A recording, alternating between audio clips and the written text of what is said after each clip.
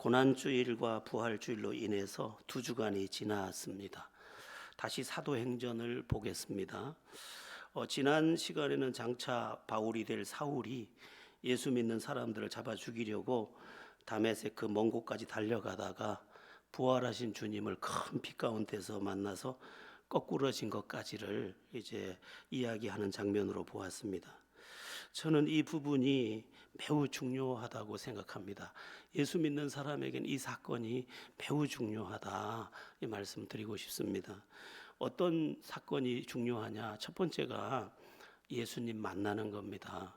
지난번에 한번 말씀드렸죠. 여러분 예수님 만났습니까? 물었더니 아무 대답을 하지 않으셔서 예수님이 믿어지십니까? 이렇게 물었습니다. 예수님이 믿어지는 은혜가 있으면 그는 예수님 만난 사람입니다. 여러분 예수님을 만나야 합니다. 그래야 흔들리지 않고, 그래야 주님을 항상 의지하고 바라볼 수 있게 됩니다. 내가 나를 지킬 수가 없습니다.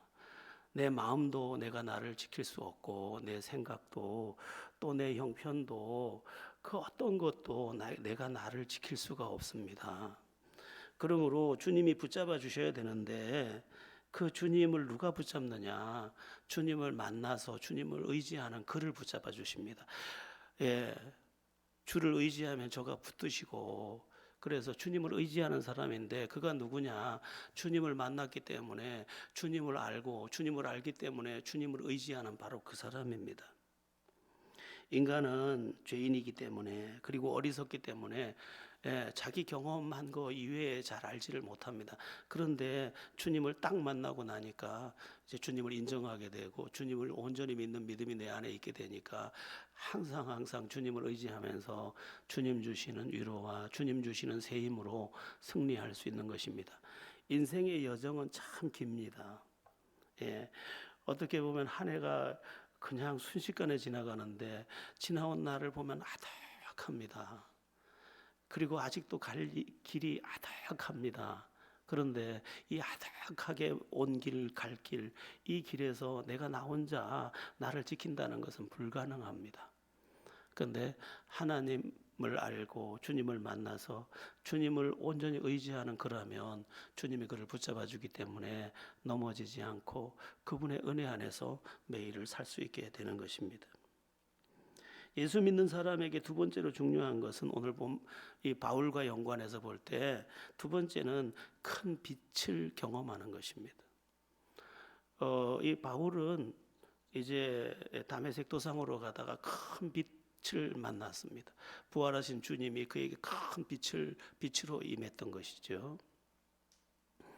여러분, 우리에게 빛이 임해야 됩니다. 빛은 어둠을 몰아내는 유일한 힘입니다. 그러니까 주님이 우리에게 은혜로 임하실 때 빛으로 임하셔야 우리 안에 있던 어두움들이 다 떠나가게 됩니다. 예수 믿으면서도 어두운 사람들이 꽤 있는데 빛을 영접해야 합니다. 빛을 만나야 내 안에 있던 어두움들이 하나 둘 떠나가게 되고, 그 어둠이 떠나가면서 내 인생, 내 모든 영역이 자꾸만 밝아지는 것입니다. 어떤 사람들은 과거의 아픔에 잔뜩 매여서 어쩔 줄을 몰라 하는 경우가 있습니다. 과거, 그건 아득한 과거인데, 그 어릴 적 과거이기도 한데 그 과거를 못 벗어나고 그 과거에 짙은 구름에 탁 덮여 있습니다. 이해는 됩니다. 그 얼마나 깊은 상처겠어요. 그러나 그 어둠보다 강한 주님을 만났고 주님이 큰 빛으로 우리에게 비추셨다면 그 짙은 어둠도 아무것도 아닌 것이 되어야 합니다. 빛이 임하면 어둠은 저절로 사라지지 않습니까? 그러니까 빛을 자꾸만 경험해야 합니다. 그래서 마음도 밝아지고 생각도 밝아지고, 모든 것이 자꾸, 가정도 밝아지고 내가 머무는 곳이 자꾸 밝아져야 합니다. 과거가 어떠했느니 이건 이제 그만해야 합니다. 그만해도 됩니다. 우리는 빛 아래에 있는 사람이지 어둠에 속한 사람들이 아니지 않습니까? 과거의 아픔, 상처로 말하면 아브라함 링컨만한 사람이 있을까요? 아브라함 링컨의 인생을 보면 그의 이력을 보면 정말 어떻게 한 사람의 생애가 이렇게 짙은 먹구름으로 뒤덮여 있을까 싶을 만큼 그의 인생은 상처로 얼룩져 있습니다.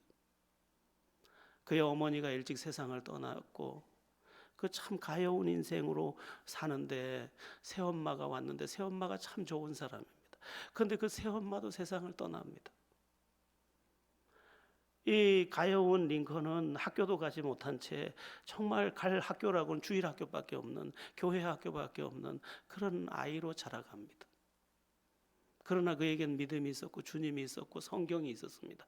그래서 그 성경을 붙잡고 매일 의지하고 기도하고 그렇게 살던 그가 수없이 많은 낙방을 하고 수없이 많은 실패를 하는데 나중에는 미국의 제16대 대통령이 되는데 그가 미국 역사상 가장 위대한 대통령이고 전 세계를 통틀어서 그런 대통령이 없다고 할 만큼 위대한 역사의 주역이 되었습니다. 뭐가? 큰 빛 예수가 그에게 비춰서 그의 그 깊고 깊은 상처, 그 어렸을 때 받은 그 어마어마한 상처, 생긴 것도 고릴라 같다고 해서 대통령 선거 나갔을 때 여러분 고릴라를 보기 위해서 동물원에 갈 필요가 없습니다. 링컨이 고릴라입니다. 이렇게 그 혐오스러운 말들을 들어가면서도 굴하지 않고 빛 아래 거하면서 다른 어둠을 다 몰아내는 노예 해방의 주역이 되어서 자기도 어둠에서 나왔을 뿐만 아니라 어둠에 그 짓눌려 있는 노예들도 다 해방시키면서 세상에 등불이 되지 않았습니까? 여러분 상처 이제 그만 울고 먹으세요. 과거가 이렇기 때문에 난 이렇게 살 수밖에 없다고 자기 정당화의 방편으로 절대 쓰지 마세요. 마귀가 그걸 쓰게 만드는데 그건 가짜입니다. 우리는 빛 아래 존재입니다. 그래서 빛이 부족하거든 내가 은혜 안에 있지 못한 줄 생각하고 주여 빛 대신 주여 내 마음에 어둠 몰아내 주시고 먹구름 몰아내 주시고 밝고 환하게 하루를 시작하게 하시고 하나님이 나를 사랑한다는 그리고 하나님 나를 살아계시다는 사실을 분명히 붙잡고 오늘도 멋진 걸음으로 하루를 살게 해주시옵소서. 이렇게 매일을 매일 빛의 자녀들처럼 살아가는 그런 우리가 되어야 합니다. 주님을 가까이 하십시오. 주님이 빛이시기 때문에 여러분 안에 있는 어두움을 하나둘 몰아내고 어둠이 여러분을 더 이상 결박하지 못할 것입니다. 자, 바울의 모습 속에서 또 한 가지 중요한 게 있는데 그게 뭐냐면 거꾸러짐입니다. 주님을 만난 이 바울은 거꾸러졌습니다. 이게 굉장히 중요합니다. 바울은 예수를 만나서 거꾸러지고 나서 다시 주의 은혜에서 새로 일어났는데 일어날 땐 다른 사람이 일어났습니다. 이게 기독교입니다. 우리가 왜 이렇게 새로운 인생을 살지 못하느냐?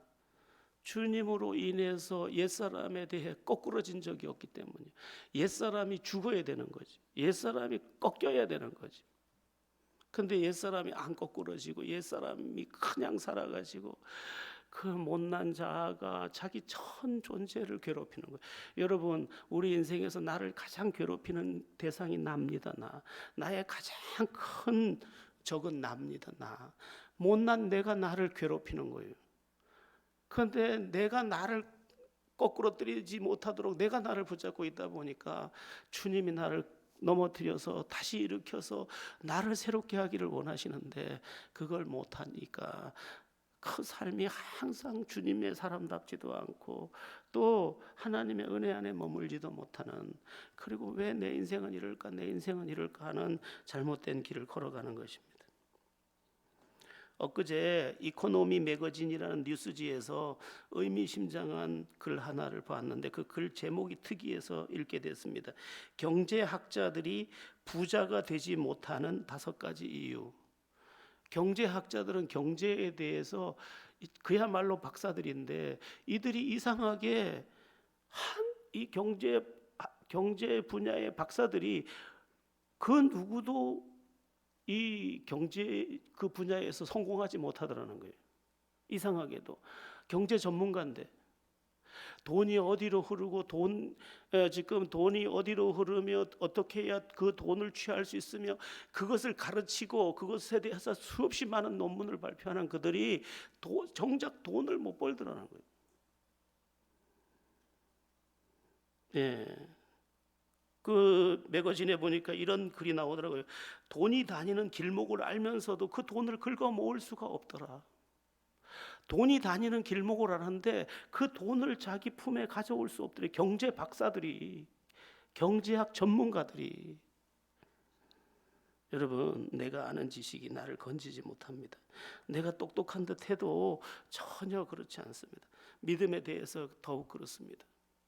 예수 잘 믿는 사람, 그리고 그 믿음 안에서 하나님 살아계심을 보는 사람이 누구냐?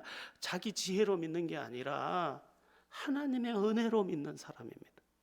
하나님을 의지할 때 하나님이 주신 은혜로 믿는 그가 하나님의 은혜도 받고 하나님이 주시는 복도 누리는 것입니다. 근데 내가 나를 거꾸로 들이지 않고 심지어 못난 내가 나를 경영하니까 내 인생은 항상 부도가 나는 것입니다. 여러분, 하나님이 살아계신 것 맞습니까? 하나님 살아계십니다. 그 하나님을 온전히 신뢰하고 의지하면서 그분의 인도하심을 따라서 하나님이 우리에게 베푸시는 여러 은혜들을 누리는 우리가 됐으면 좋겠습니다. 잊지 마십시오. 신앙의 문제는 크게 세 가지. 주님을 만나지 못했다, 빛을 경험하지 못했다, 또 한 가지 뭐라고요? 나의 옛사람이 거꾸러지지 않았다. 이것만 되면 그의 신앙 여정에는 그가 엄청난 부자가 아니라도, 그가 엄청난 성공을 못하더라도 그의 인생에는 하나님의 은혜가 항상 흐르고 그의 삶의 매일 속에 하나님 동행하는 증거가 매일 나타날 것입니다.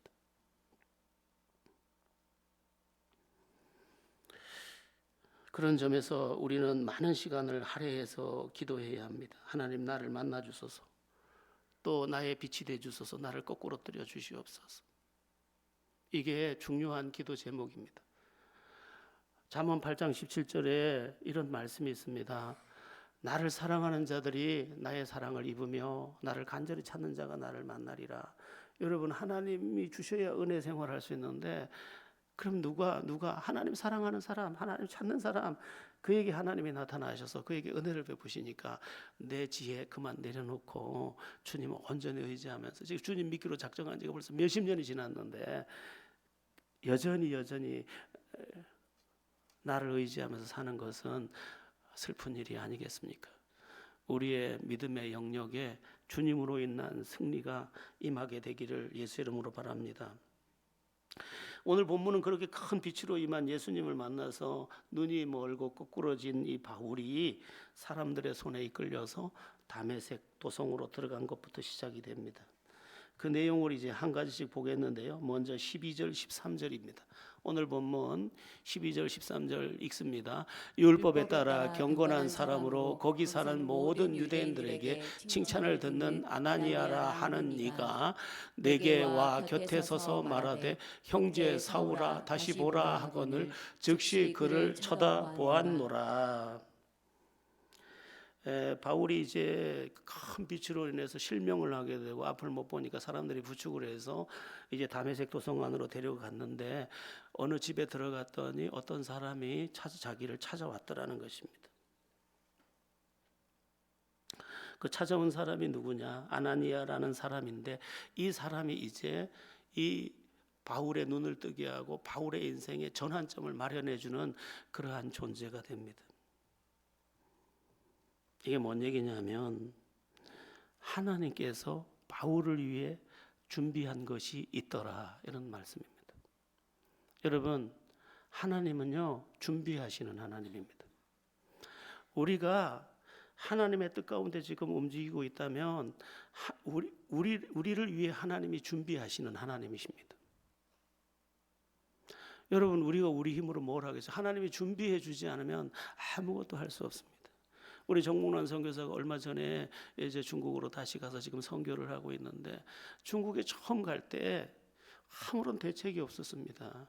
꿈만 가지고 간 거예요. 비전만 가지고 가고 하나님 말씀만 가지고 갔는데, 거기 가서 신비한 만남을 가지게 된 거예요. 누굴 만났느냐? 리차오라고 하는 청년을 만났고, 거기에서 루펑이라고 하는 자매를 만났고, 루펑이라는 형제를 만났고, 또 지금 루펑의 부인이 된 아주 좋은 자매를 만났습니다. 이들이 이상하게 정몽란 선교사님을 돕는 거예요. 그러면서 선교가 이제 싹이 트기 시작한 거예요. 제가 남경 사범대학에 가보고 깜짝 놀랐어요. 중국의 대학은 그 캠퍼스 넓이가 뭐 우리나라의 몇 배 되고만요. 예. 어마어마한 그 어디서부터 어디까지가 대학이야 그러니까 막 여기서부터 저기까지 끝이 안 보여요. 그런데 그 바다 같은 그곳에서 하나님이 준비한 사람들을 만난 거죠. 하나님은요 준비하시는 하나님이에요. 이 준비하시는 하나님이라는 말씀이 어디에 제일 먼저 나오냐면 창세기 22장에 나오는데 그 이야기가 하나님께서 아브라함 보고 네 아들 독자 이삭을 데리고 모리아 산에 가서 번제로 드리라 할 때 그 말씀에 순종해서 이삭을 번제로 드리러 간 그때에 만난 이삭 대신 제사를 드릴 숫양 한 마리, 그게 여호와께서 준비하시리라. 그래서 여호와 이레 준비하시는 하나님입니다.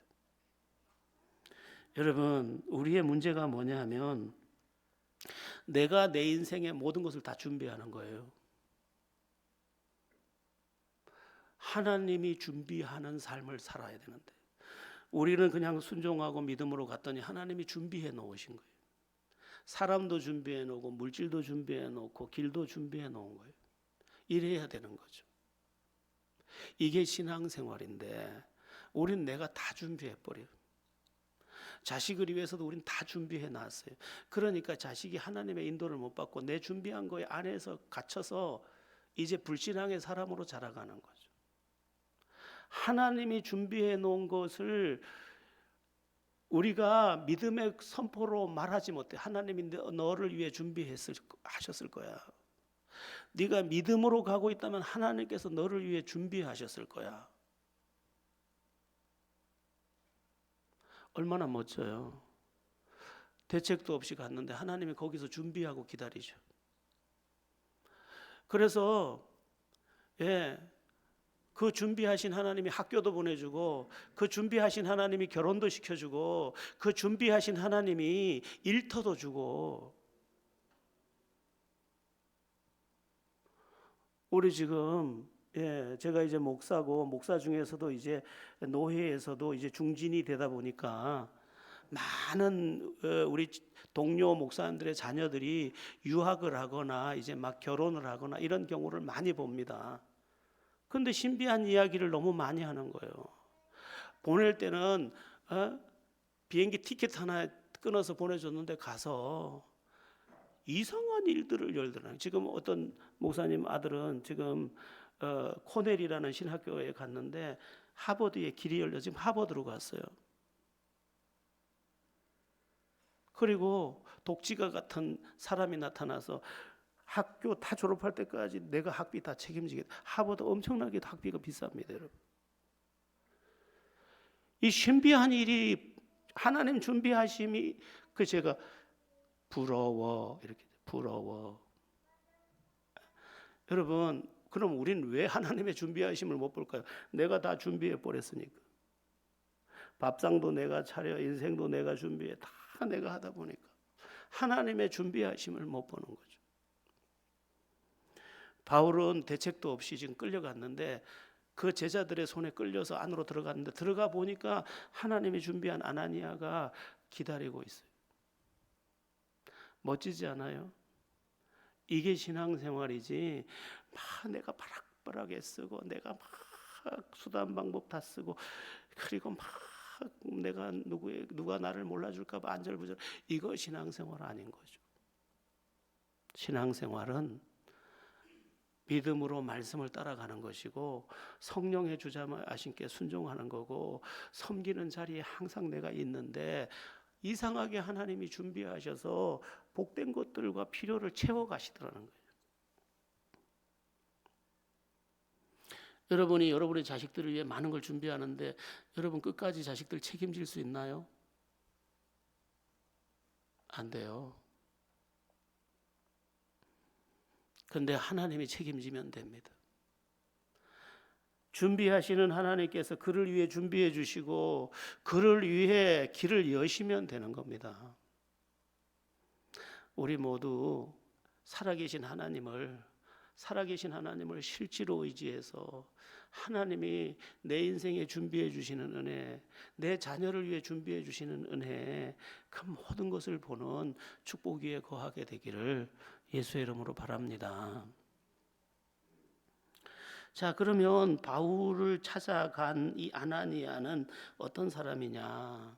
나중에 보니 찾아갑니다. 아나니아의 집으로 간 게 아니에요. 아나니아가 찾아가는데 이 아나니아가 어떤 사람이냐? 본문에는 경건한 사람, 칭찬을 듣는 사람 이렇게 되어 있습니다. 그러니까 경건하다는 말은 다른 사람과 구별된 삶을 살 줄 알았고, 여기 칭찬을 받는다는 말은 존경받는 하나님의 사람이었다는 겁니다. 여러분, 그리스도인은 이 두 가지가 있어야 합니다. 하나는 구별된 삶, 다른 하나는 존중받는 인생. 이것은 내가 만들어서 나 존중해 줘요 이렇게 된 거 말고, 내 삶이 그 형편과 처지를 뛰어넘어서 아름다워서 사람들이 저절로 존중해 주는 삶, 이게 크리스천의 삶의 모습입니다. 그런 점에서 우리 물어봐야 합니다. 나는 경건하고 나는 존중받고 있는지. 그렇게 보면 우리 좀 부끄럽죠. 우리의 삶이 누가 봐도 주님의 사람으로서의 삶을 살고 있네, 저렇게 손해를 보고도 침묵하네, 양보하네, 그리고 그것을 너그럽게 품어주네, 다르네, 모든 부분에서 다르다는 거예요. 다르다. 경건의 다른 이름이 다르다예요. 그리고 그를 대해 보니까 그가 가볍지 않으면서도 그의 삶 속에 뼈가 없고 가시가 없고, 그래서 같이 지내면 지낼수록 그를 존중할 수밖에 없게 됐대. 아나니아가 그런 사람이었다는 거예요. 우리의 삶이 사실은 너무 부끄럽죠. 우리의 삶을 보고 사람들이 이렇게 말해야 됩니다. 저렇게 살면 되는 거구나. 저게 행복이었네. 저게 성공보다 큰 삶이었어. 이렇게 우리를 가리키며 말할 수 있어야 우리가 승리하는 것입니다. 요새 챗 GPT를 이렇게 이제 많이 사용들 해서, 저도 목사니까 조금 한 발짝 뒤처지면 안 되니까 챗 GPT를 제 컴퓨터마다 다 깔아놓고 여기도 깔아놓고 심심하면 한 번씩 물어봅니다. 하도 심심해서 한 가지를 물어봤어요. 제가 GPT한테 물어보니까 뭐라고 물었냐면, 사람들 인생의 행복한 인생이 뭐야? 이렇게 물었어요. 그랬더니 GPT가 대답해 줬어요. 행복한 인생은 사람마다 다르게 느끼겠지만 보편적으로 이렇게 말할 수 있어. 이게 나한테 반말을 해요. 반말로 질문한 반말로 대답하더라고요. 자기 자신답게 살면서 사랑하고 사랑받는 인생이 행복한 인생이야. 조금 더 풀어보면 지금 하는 말이에요. 자기가 진짜 소중하게 여기는 것들을 따라 살고, 사랑하는 사람들과 깊은 관계를 맺고 감사할 줄 알고, 실패나 어려움 속에서도 의미를 찾으며 다른 사람에게도 선한 영향력을 끼치는 삶이야.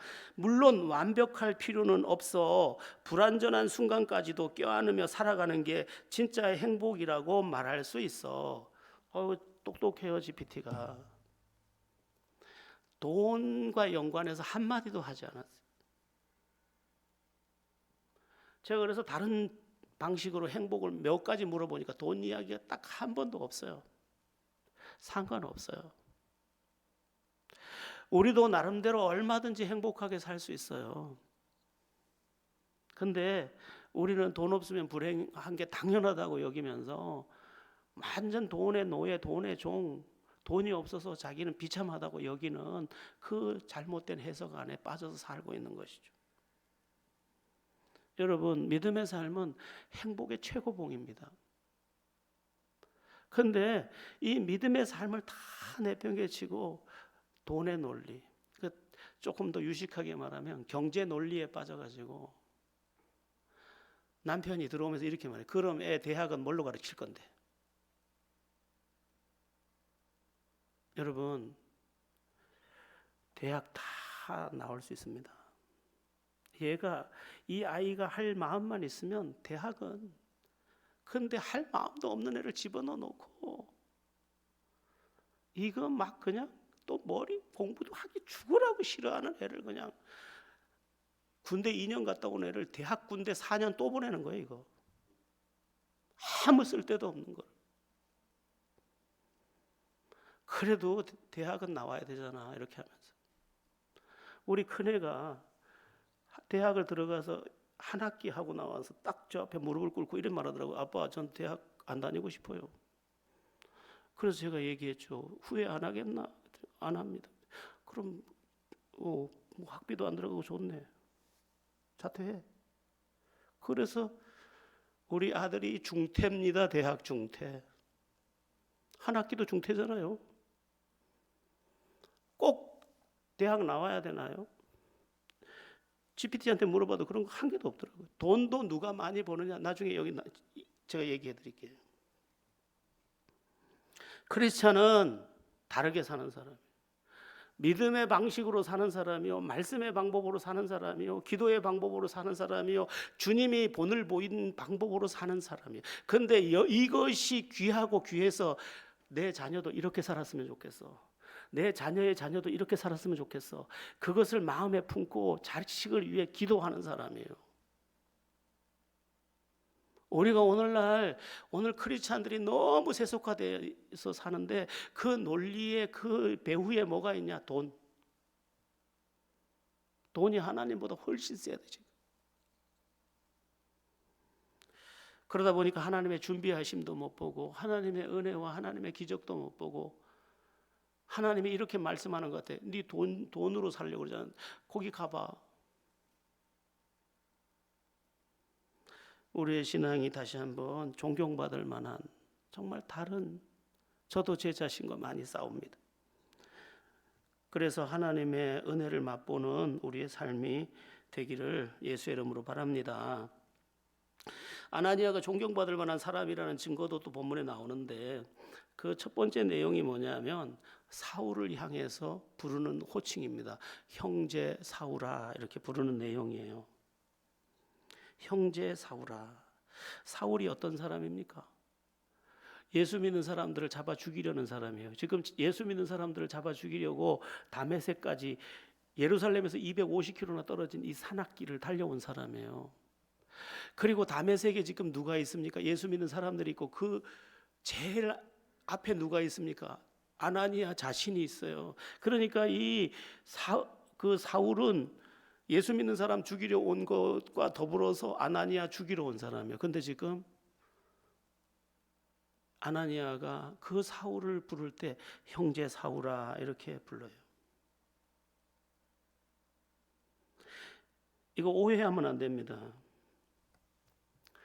하나님이 원수도 사랑하라 하셨기 때문에 형제 사울아 이렇게 한 게 아니에요. 또 마음이 너그러워서 그를 품어줬다 이런 말도 아니에요. 그것은 다른 거였어요. 그게 뭐냐 하면 자신은 이 사울을 아직도 인정할 수 없어요.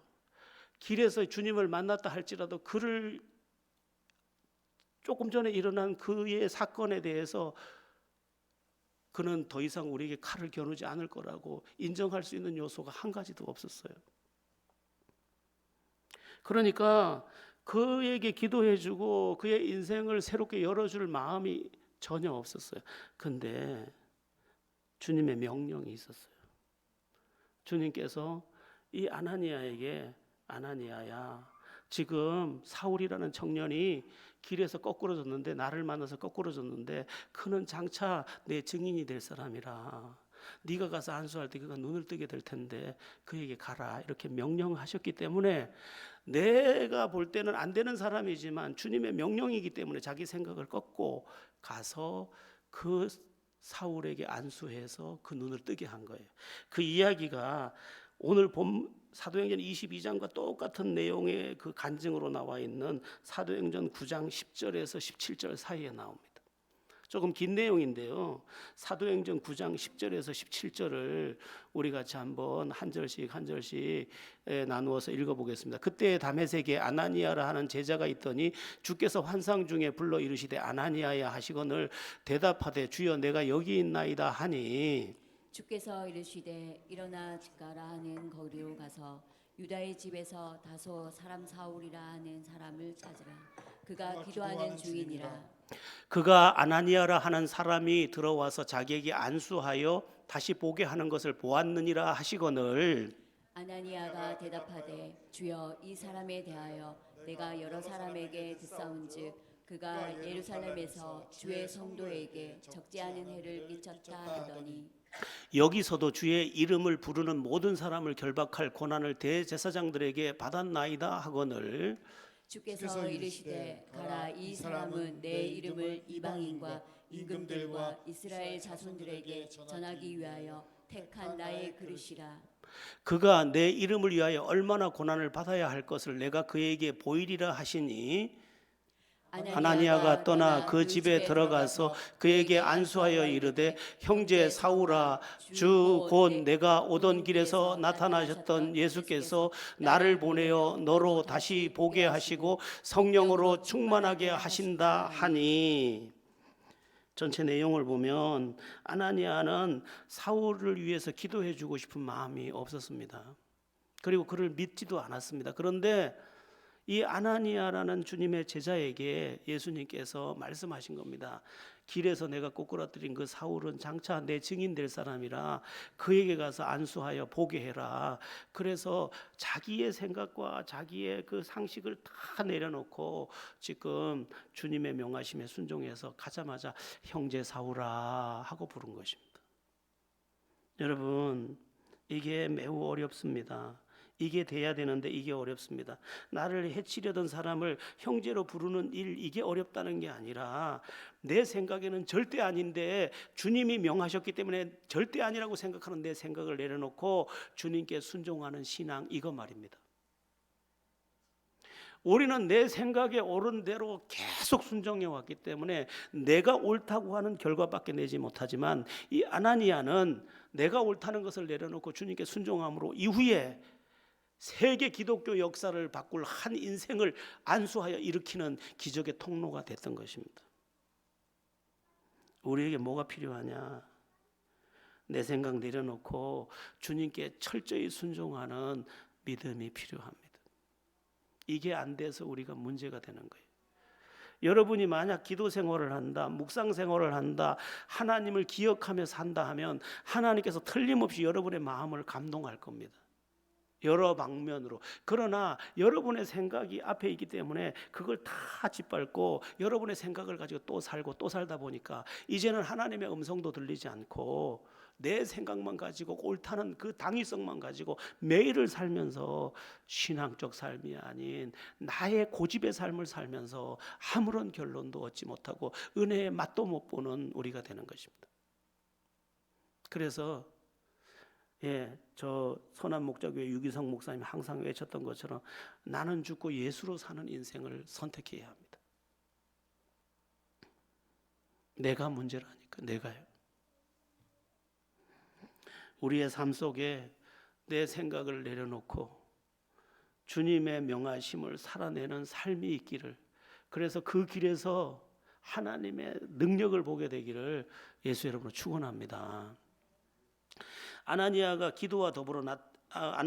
이 기도와 더불어 나타난 그 권능도 중요한데 우리 아나니아가 바울에게 안수할 때 어떤 일이 벌어졌는지 13절을 한번 보겠습니다. 오늘 본문 13절입니다. 합독합니다.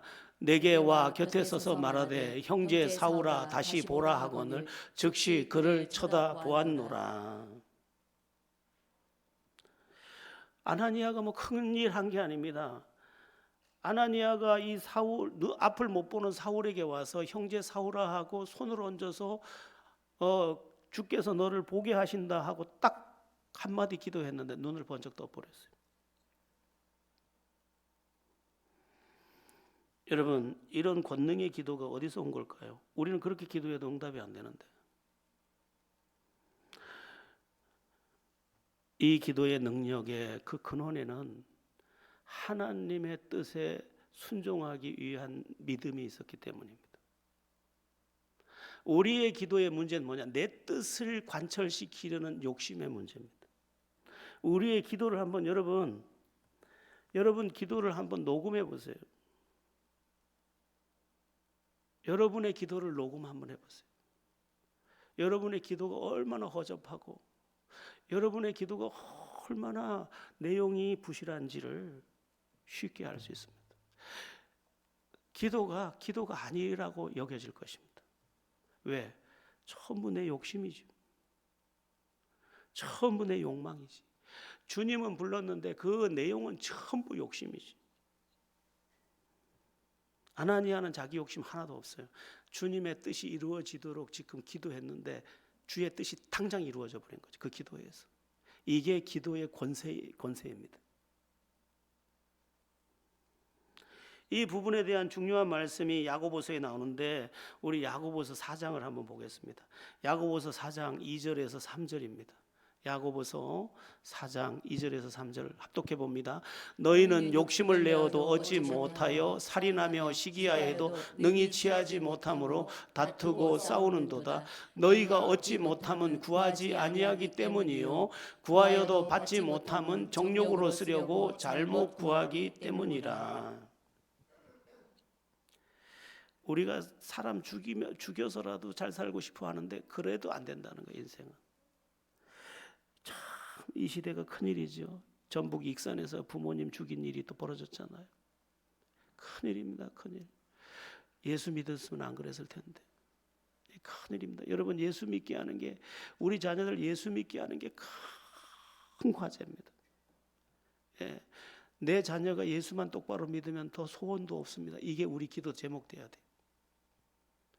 얘들이 뭔 짓 할지 누가 알아요? 그렇게 남을 죽여서라도 빼앗아 가지려고 하지만 그래도 안 된다는 거예요. 그런데 또 안 되는 게 뭐냐? 너희가 얻지 못하면 구하지 아니하기 때문에. 믿음의 기도를 안 한다는 거예요. 지금 여러분, 지금 우리 기도합니까? 제가 볼 때요 10년 전과 지금은 현저히 차이가 납니다. 기도 안 합니다. 기도 생활을 정말 안 합니다. 기도하다가 주님 만난 사람들도 기도를 안 합니다. 그러니까 여기 뭐라고 돼 있어요? 너희가 얻지 못하면 구하지 아니하기 때문이요. 하나님은 우리를 사랑하기 때문에 구하면 주도록 돼 있습니다.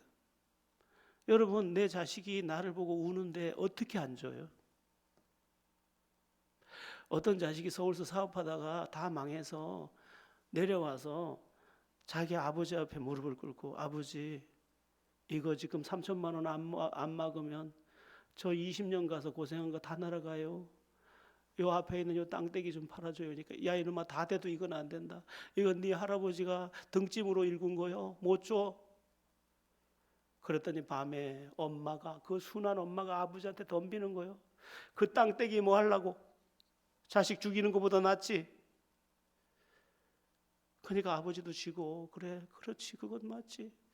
그래서 그 하나밖에 없는 땅떼기 빨아서 주는 게 부모예요. 하물며 너희 하늘에 계신 너희 아버지일까 보냐. 여러분, 기도는 응답이에요. 아멘 하이소. 기도는 응답입니다, 여러분. 그런데 기도 안 해요. 자기 생각에 그냥 꽉 사로잡혀가지고, 자기 의에 꽉 사로잡혀가지고 이걸 어디 손을 댈 수가 없어요. 기도하다 보면 하나님이 마음도 만져주고 다 새롭게 해주는데 기도를 안 하네, 기도를. 그런데 기도하면 응답인데 기도해도 못 받는 경우가 있대요. 3절이 뭐라고 되어 있어요? 구하여도 받지 못하면 정욕으로 쓰려고 잘못 구하기 때문에. 목적이 잘못됐대요. 목적이. 여러분, 우리가 자식이 아무리 몸부림치고 울어도 목적이 잘못되면 줄 수 없죠. 그거는 차라리 날 죽여라, 애비를 죽여라 할 겁니다. 그건 안 돼 이놈아. 그건 안 될 짓이요. 못 줘. 이게 부모예요. 우리 하나님은 더욱 잘 알고 계셔요. 기도하면 응답이지만 받지 못하는 것은 정욕으로 구하기 때문에, 잘못 구하기 때문에 안 주는 거죠. 그래서 우리의 기도를 녹음해 봐야 돼. 뭔 기도하는지.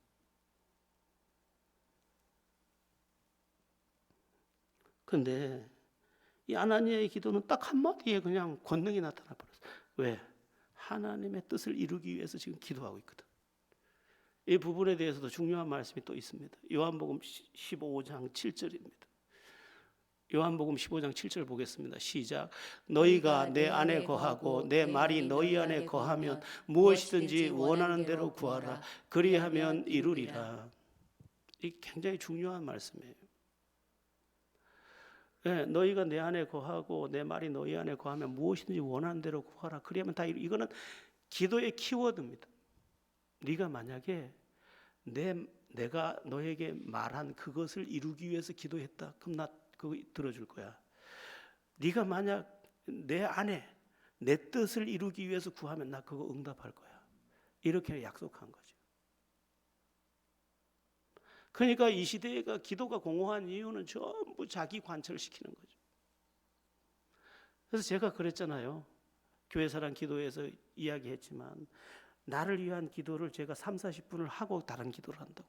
주님 나를 불쌍히 여기세요. 내가 나를 제대로 알지 못하고 내가 욕망을 구할까 봐 두렵고, 주님 내가 어떻게 하기를 원하십니까? 이 기도를 30-40분 하고 다음 기도한다니까요.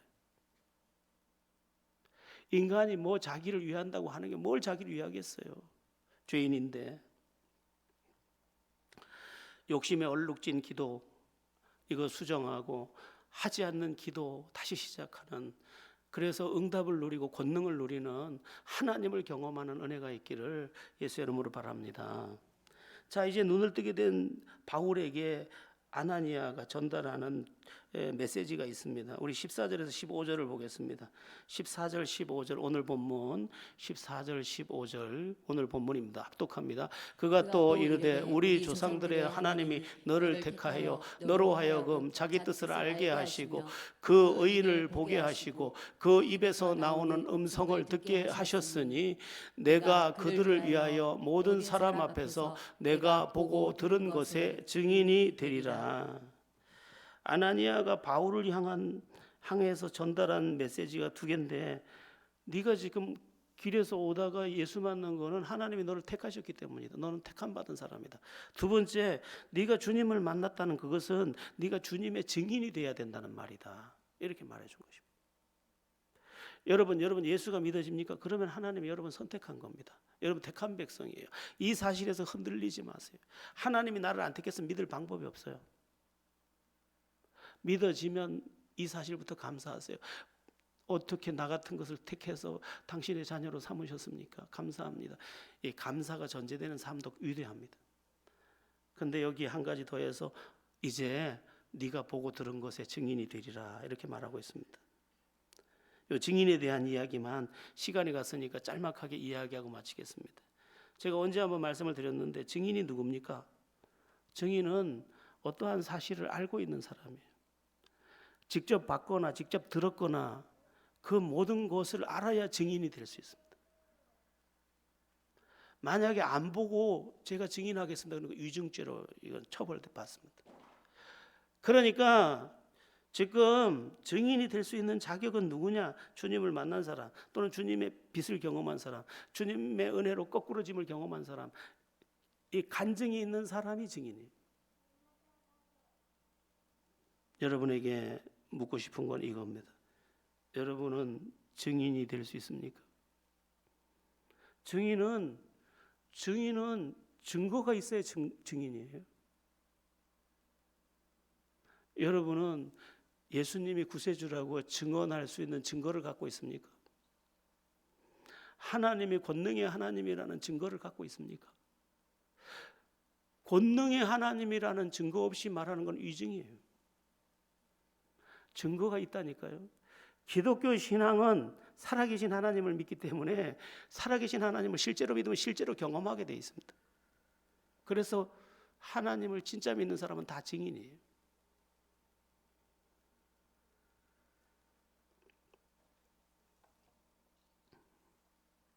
하나님 안에서 우리가 증거를 가지고 매일을 산다면 얼마나 행복하고 가슴 벅찬 날들을 살겠습니까?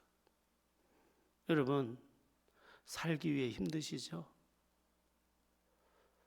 오늘 제가 이제 신방을 가면 할 내용이기도 한데 힘으로 안 됩니다. 아까 경제 학자들이, 경제 전문가들이 경제적인 부자가 되지 못하는 이유 5가지 이야기했다고 했는데, 거기 나오는 에피소드 중에 하나가 고 이병철 회장, 삼성의 창업자 이병철 회장 이야기가 나옵니다. 물었어요. 회장님, 어떻게 하면 사업에 성공하고 어떻게 하면 돈을 많이 벌 수 있습니까? 이병철 회장 답더라고요. 일본 와세다 대학을 좀 다니다가 마셨더라고요. 저는 대학을 다니다 일본에서 대학을 다니기도 했지만 그건 아무 소용이 없습니다. 저는 지금 공자 맹자를 읽고 있습니다. 제일 중요한 것은 운입니다. 운이 좋아야 된대. 그 다음에 성실함입니다. 여러분, 용 쓴다고 되는 게 아니에요. 그 사람이 말하는 우리에겐 뭡니까? 하나님이 은혜를 주셔야 되는 거예요. 기가 막히게 준비해도 하나님이 은혜 안 주면 다 허망한 겁니다.